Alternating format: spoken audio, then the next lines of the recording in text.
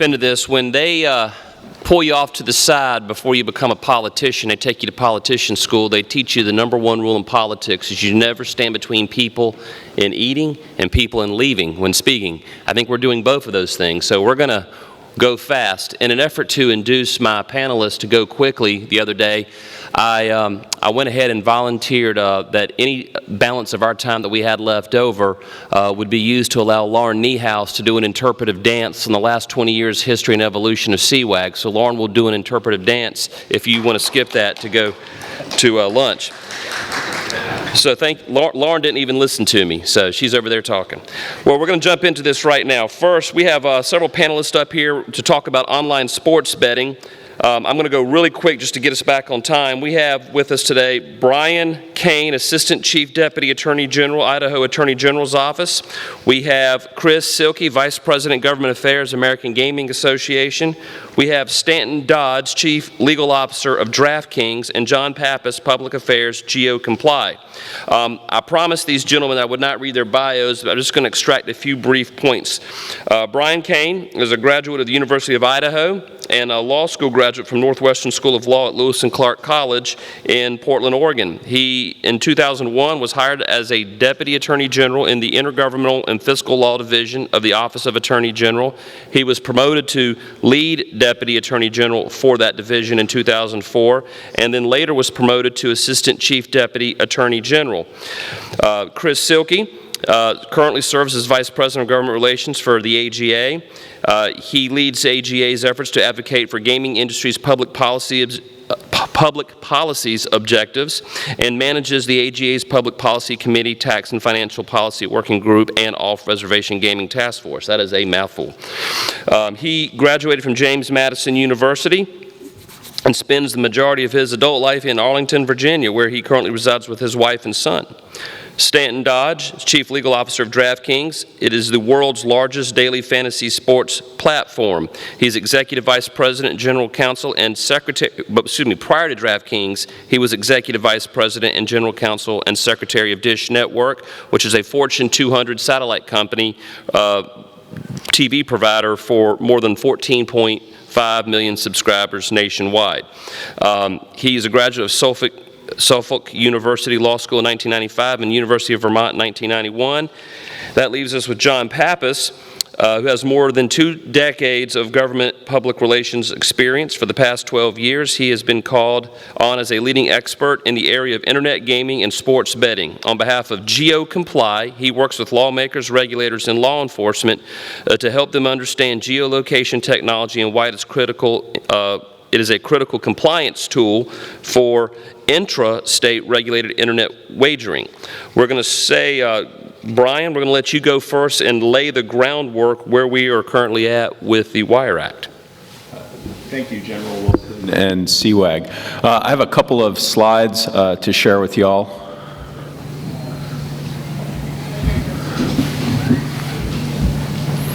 Looks like they're frantically telling me to do something.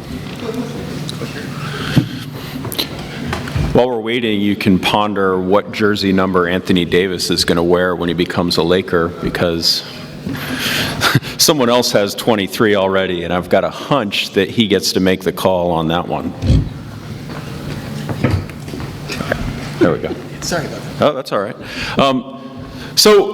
So this is probably my favorite story about sports gambling so far this year. And I think I like it because it's important to understand that the Wire Act is still really important, and this is a good example of that. In Georgia, there was a VHS rental store that was just taken down as a front for sports gambling. And I want to say that again, a VHS rental store. And I say that, and here's a quick CWAG trivia point for you. There is one surviving Blockbuster video in the nation. Anybody know where that is? Bend, Oregon, that's correct. And so just so you know, there actually are still folks out there renting stuff from a Blockbuster in Bend, Oregon.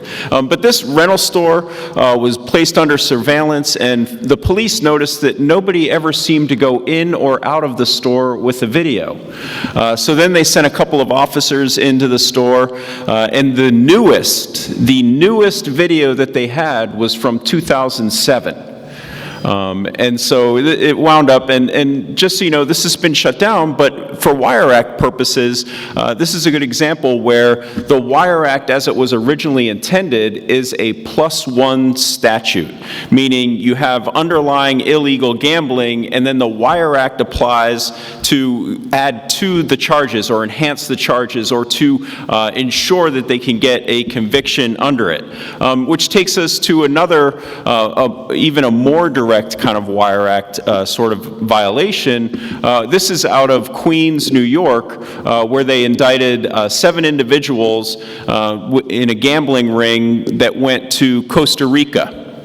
And so what would happen is folks would place their bets or open their accounts in New York, and then the gambling would actually take place offshore through a Costa Rican website. And so the real key here is the Wire Act is very important still as a law enforcement tool. Once it crosses state lines, once it crosses international borders, it becomes important. And I think that, to me, one of the more frustrating things about the recent Wire Act interpretations is that there is still a lot of low-hanging Wire Act fruit. If you go onto Google right now and you pull up sports betting, there are a couple of prominent sites, one of which is based out of, it's hosted out of Latvia, but it's actually based out of Canada through a tribe. That's an illegal site, and it operates within the U.S. all the time, and you can access it from virtually any state at any time. So there's a lot of stuff there still for the Wire Act to work with. So this next slide is a timeline of the Wire Act for purposes of our discussion. Enacted in '61, and I just want to point out that the first state lottery was New Hampshire in 1964, and at that point, the Wire Act was a fresh enactment, and there were no concerns expressed that the Wire Act applied to lotteries. Again, in 1988, the first interstate lottery, which started out as, I think, Lotto America and has now evolved into Powerball, was put in place. Interstate lotteries have now grown exponentially. I think there are 34 states that are members of Powerball and another large group of states that are involved in Mega Millions. Again, no concern has ever been expressed with the application of the Wire Act to those state lotteries. So then the Department of Justice issues a couple of opinions. In 2011, there was an opinion issued at the request of Illinois and New York with regard to online lottery tickets. And at that point, the DOJ concluded that the Wire Act did not apply to gambling outside of sports gambling. That opinion was revisited in 2018 and said that it applies to non-sports gambling. Now, one of the big questions that comes up is, what is the purpose of this reconsidered 2011 opinion? Meaning, what is the harm that the Department of Justice is seeking to prevent and go after? And I don't think that that's ever been clearly defined. And I think a good example of that is when New Hampshire files its lawsuit, as part of its defense materials, the Department of Justice issued a memorandum saying that on April 8th, that 1084A doesn't apply to state lotteries and not to apply to state lotteries until they hear further from the DOJ. That becomes part of how they try to defend the lawsuit from New Hampshire. The judge didn't accept that because he said all it is a deferral of your prosecutorial authority. And so it doesn't really help in terms of resolving this lawsuit for dismissal purposes. June 3rd, the court in New Hampshire, the federal district court, says it only applies to sports gambling, but it limits application of that lawsuit. However, The very next line, the concluding line of the decision, is the 2018-2019 opinion is set aside. And I refer to it as the 2018-2019 opinion because of the curious circumstances under which the opinion was issued. It's actually dated November 2nd, 2018, but the opinion wasn't issued until 2019. And it was issued on February 15th, which seems odd to me. On June 12th, just a week ago, the DOJ issued a memorandum that said that enforcement of the Wire Act for non-sports gambling purposes is stayed until December 31, 2019, or 60 days post-final decision in the New Hampshire case, whichever is later. And then the other aspect of that is that they reserve it as an exercise of prosecutorial discretion, and by the way, states, if we change our minds, this isn't a safe harbor. And so it's I can't stress enough that the circumstances of this are a little confusing, and in terms of states, a little frustrating, because there is a lot of low-hanging Wire Act fruit out there to be harvested, and it's a little frustrating that this is where they want to go with the Wire Act. Thank you very much. Thank you, Brian. Is this on? Takes a second. Takes a second. All right, here we go. Next, we're going to go to Chris Silkey. Chris, your organization, the American Gaming Association, has not taken a position on online casino gaming or the DOJ's recent Wire Act opinion. However, AGA has strongly endorsed states pursuing intra-state mobile sports wagering. Can you explain why? Yeah, thanks, General. Yeah, so I think, as most of you probably know, we're a diverse trade association that represents both commercial gaming operations, tribal, as well as suppliers for the industry. So while the Wire Act was Brian's favorite story of the year when we had the new opinion come out of DOJ, it was my least favorite story. That said, sports gambling, I think, has been a sort of a remarkable success story overall, notwithstanding some of the uncertainty that opinion has brought up. But, you know, the Supreme Court decision is about a year old now. We were looking at sports betting long before that. We were working with the AGs, and I just want to compliment everybody in this room and say thank you so much for your investment in the Supreme Court case. I don't think that we would be here today in terms of allowing states to move ahead with legal sports betting were it not for the AG community taking an active role in filing several amicus briefs, recognizing that PASPA not only ran counter to core tenets of federalism, but also created really bad public policy outcomes by only forcing citizens to go into the legal market to pursue a very popular pastime.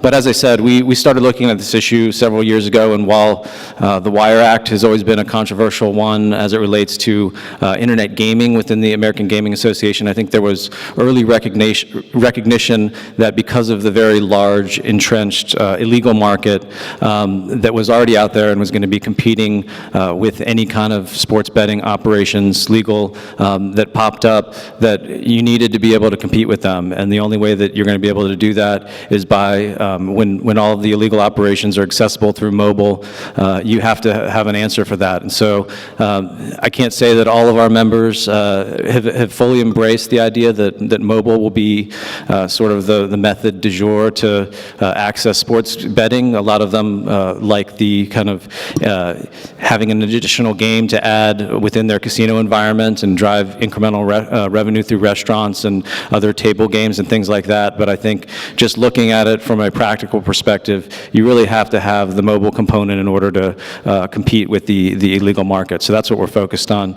I'll just throw out a couple. I know we're pressed for time, but just two other things that I wanted to flag for everyone here. I won't throw out all the numbers, but sports betting has been a success story. We have 8 states that are currently offering legal sports betting. There's 7 more plus the District of Columbia that have authorized or in the queue. And then I think there are still 5 states that are out there remaining that have active legislation, so we may not even be done for this year. And just kind of tying it back to the Wire Act opinion, and I think when it was issued, there was a lot of questions, and as Brian mentioned, it's always been widely known that the Wire Act applies to sports betting, but I think with that change, there was also sort of the question of, does this also signal some change in DOJ enforcement priorities that's going to impact intrastate mobile sports wagering? And I think while that is still an outstanding question to some degree, the impact that it's had on states' interest in pursuing mobile, it really hasn't had any chilling effect, which I think was a concern coming right after the opinion. So I think in 22 of the 34 states that had active legislation, there was some mobile component, and we just expect that to continue. Brian also mentioned going after the illegal market.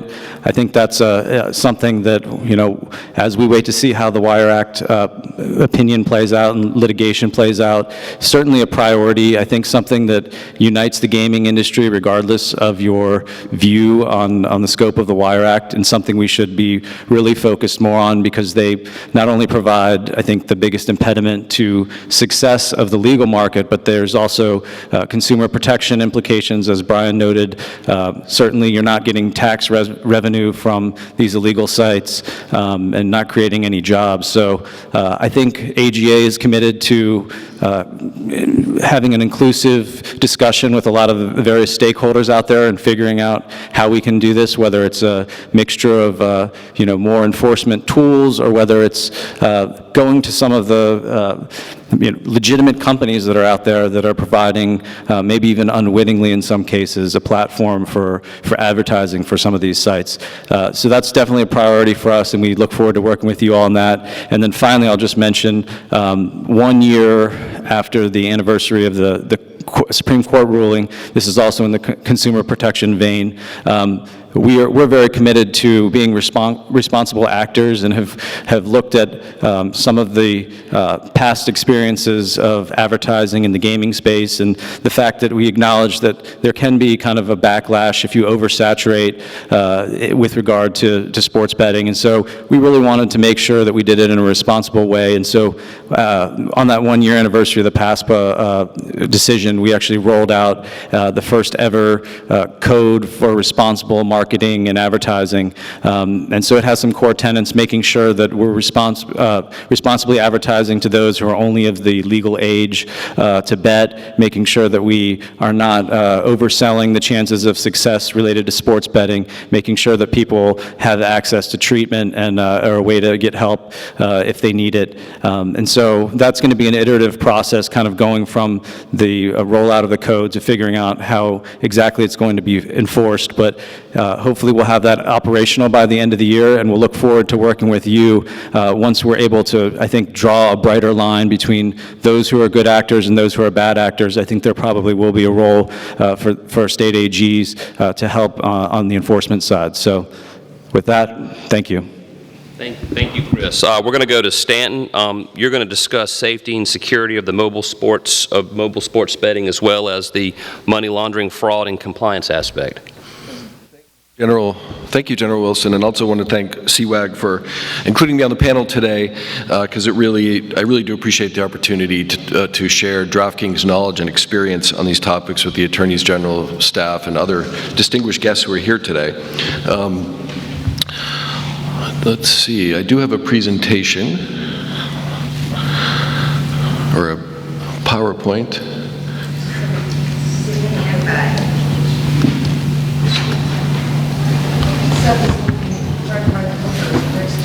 He's got it. He's holding.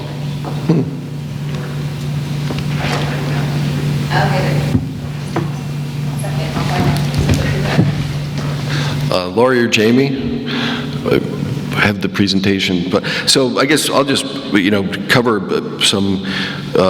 a couple points about the evolution of DraftKings, both with respect to daily fantasy sports and also sports betting.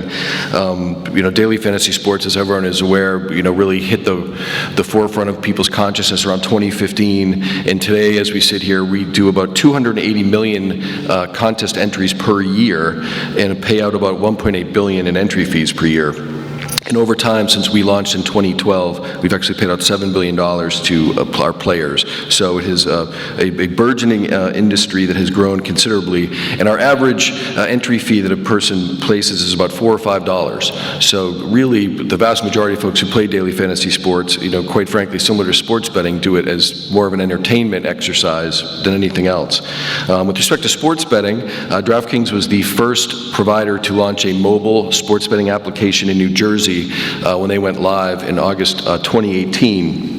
And we've since opened retail sportsbooks in Mississippi and New Jersey. The DraftKings Sportsbook alone accounts for about 30% of New Jersey's total sports betting revenue. And I think when you add FanDuel's a total onto the top of that, between FanDuel and ourselves, we're about 60% of the market, and mobile itself is about 80% of the total amount of bets placed, which I'll get to a little bit later, but really the reason that's relevant, and really to a point that Chris made, I thought quite well, is that if you really want to get the illegal element out of sports betting, you need to have a competitive mobile component at play in your state.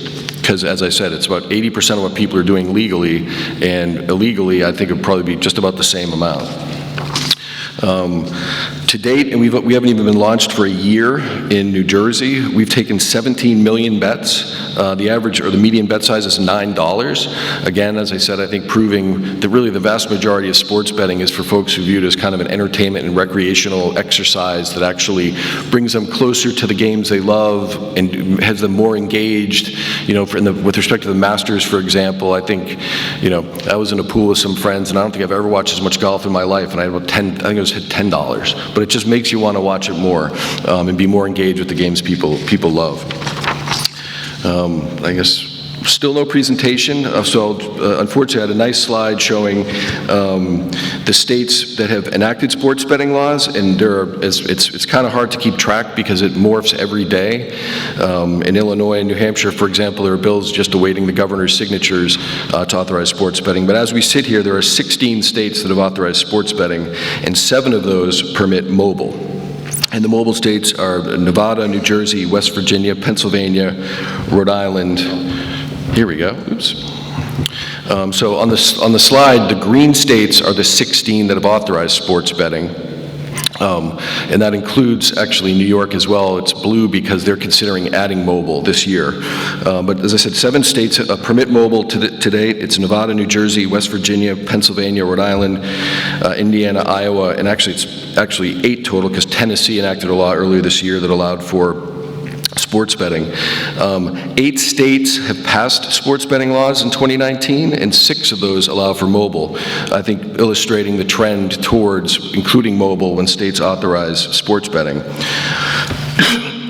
As we sit here today, there are 10 states that still have active bills pending. 3 of those are Illinois and New Hampshire, just awaiting signature by the governor, and Colorado, where in order for sports betting to become legal, the citizens need to vote to approve a tax on that. So really, there are still 7 states to go in 2019, including New York, Puerto Rico, Massachusetts, Maine, Michigan, Ohio, and North Carolina. So I think most people predicted you'd probably have 10 states that pass sports betting legislation this year, and I think we'll hit that, and or potentially exceed it. As we've been working on passing sports betting laws around the country, we've identified a few things that we think are crucial to have a successful sports betting framework. And the top of that list, to echo a sentiment that Chris made, is that having a mobile component is essential. And that's really for 3 reasons. 1, to protect consumers, which I'll talk about on our next slide. 2nd, to ensure the integrity of the underlying sporting events. And one of the great things about having mobile applications is every single bet is tracked, and so we can upload all the data, crunch it, and if there are any irregularities that indicate that there might be something afoot with respect to a particular bet, you can immediately identify it and shut it down, which is much harder to do if you're just dealing with paper tickets at a casino cage. 3rd, and perhaps most important, having a competitive mobile marketplace is important to stamp out the illegal market. And I must admit, I'm not really a sports betting person, so I didn't know this until I started at DraftKings, but many people in the room probably know this, but maybe some don't. But you can bet on sports on your phone in every square inch of this country today.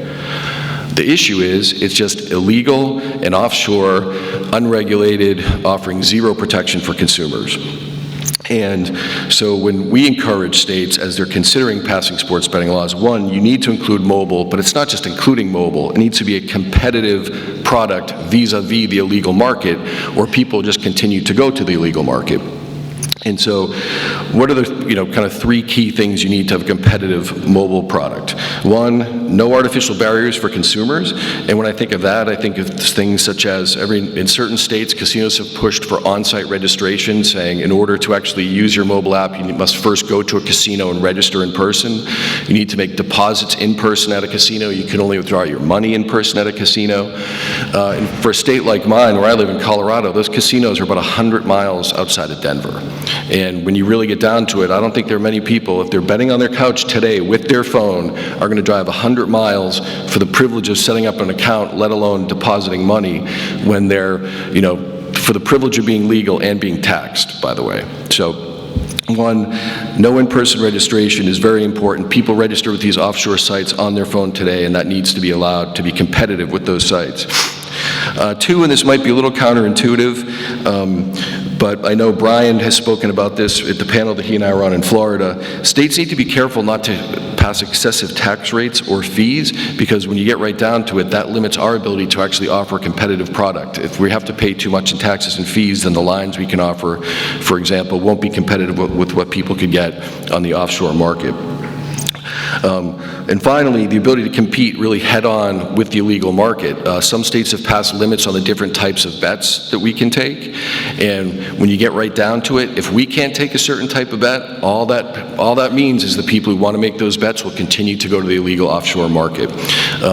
And I will say one thing I think that the Supreme Court got right is I really do think that this is a state's rights question, and every state should decide whether they want to do this and how they want to do it. So what we typically encourage folks to do is defer to the Gaming Commission to decide what types of bets people should be able to take, because they understand what's going on in the marketplace generally, and they'll do the right thing, hopefully, for consumers and the marketplace and stamping out the illegal market, rather than legislatively dictate that certain things are in or out and that can only be changed by amending statutes. A couple other points I'd make is consistency and reciprocity among jurisdictions is very important. As we're learning, as more and more states roll out mobile sports betting, New Jersey might want to do it one way, West Virginia a different way, Pennsylvania another way. We're really spending a lot of time talking with those three jurisdictions in particular to try and get a uniform sense of how this should all work, particularly with various Wire Act considerations and other things. The more everybody can agree on the best way to do this, the happier I think all the states will be and the operators will be. Now turning to safe and responsible gaming, which is my last point. In many ways, we're fortunate because DraftKings learned a lot of lessons and experiences of being a mobile DFS provider. And for us, protecting consumers and ensuring a safe and fair environment for consumers to place their bets is of paramount importance to us. And we have taken several steps, some of which John will talk about with respect to geolocation, to ensure just that. First, we have very rigorous age and identity verification, where we start out customers online with their name, address, date of birth, last four of their social security number, and if that doesn't work and we can't verify someone's age and identity, we ask them to upload their full 9-digit social security number, and if that doesn't work, it goes to a full-blown manual process where people have to upload IDs, provide proof of address, such as a lease or a property tax statement, which I think in many respects is better than even if you check someone's ID at a cage. It's very, very rigorous. We employ state-of-the-art geolocation, which just happens to be with GeoComply. He'll talk more about it, but they use GPS, IP address, and cell towers to pinpoint where someone's located to, I think last I heard, about 20 feet. So while mobile sports betting is legal in New Jersey, if you're on the other side of the river in New York, you can't place a bet. We also allow folks to set responsible gaming limits that they can self-impose to limit the amount they spend, the time they can spend on the site, the maximum amount they can deposit. Also self-exclude entirely from our site, which is irrevocable. They can also take timeouts and set up cool-off periods. And also on our website, they have immediate access to problem gaming assistance. And finally, We ensure the state-of-the-art PCI Level 1 certified payment protection so that people know that that they're dealing with a trusted source as they deposit and withdraw funds. And with that, I'll turn it back to General Wilson. Okay, thank you, Stanton. And Stanton, you touched on a couple of things that I think John is going to unpack for us, namely, in general, John, generally speaking, we have technology that ensures, like he talked about, there are states that are next door to each other. One state has it, one state doesn't. How does technology ensure that betting and operating are occurring in the same state? Also, technology exists to ensure age and ID verification, and how is that helping law enforcement and regulators to better control the online and mobile environment? And finally, the data collection on the back end of the technology. If you could kind of go into those areas for us, that would be a big help. Of course. Thank you very much, and thank you for CWAG for having us here. And I work with GeoComply, and we're proud members of the AGA, the American Gaming Association, and we're also proud to be an important vendor to companies like DraftKings. In fact, we provide our services to nearly 100% of the U.S. internet gaming market. We've talked a lot about mobile and why it's important, and really mobile and internet economy is driving everything we do, from banking. I don't know if my kid will ever even step into a bank in his or her life, from buying a car, and for better or for worse, people are finding love on the internet through multiple dating and sites. So, and gaming is really no different. Sports betting is expected within the next 10 years to be 90% online. 90% of all bets will be placed online for sports betting. That's not to take away from the physical experience that you would have at a casino. That'll still be very much a part of the fabric of sports betting, but the convenience and the way mobile sports betting is consumed by consumers, the mobile application is really the most popular and trending that direction, where we're going to see 80% of it happening, up to 90% within 10 years.